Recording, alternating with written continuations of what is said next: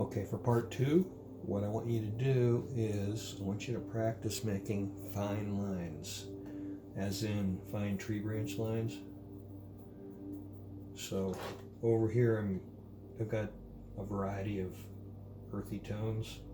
Any one of those would be good for like a tree branch or tree trunk, like grays, gray greens, whatever. Now when you do this, I know you don't all have really fine brushes, but you want to give it a light touch and just practice, whether it's an envelope or a scrap of watercolor paper, a scrap of drawing paper.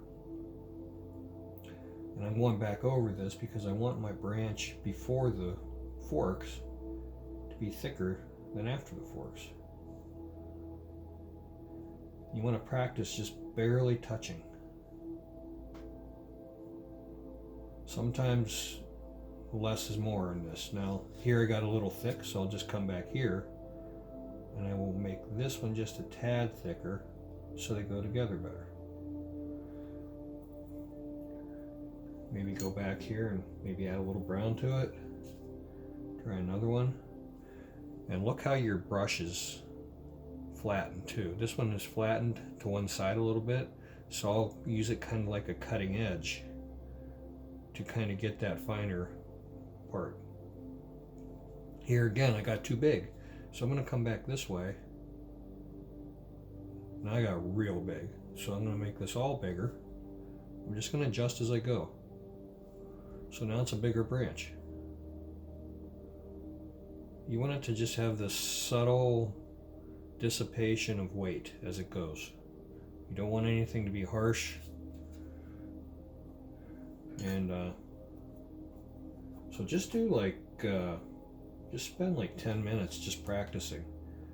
Like, see how fine you can get some of these. Because what we're going to do is we're going to use this in the painting that we started yesterday.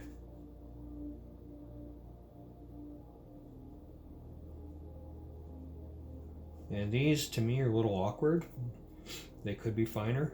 So if I was doing this like as a serious project, I would come back in here and I would work on these, and I would just play with the weight and try to adjust the weight as I go to make sure that the weight looks proper.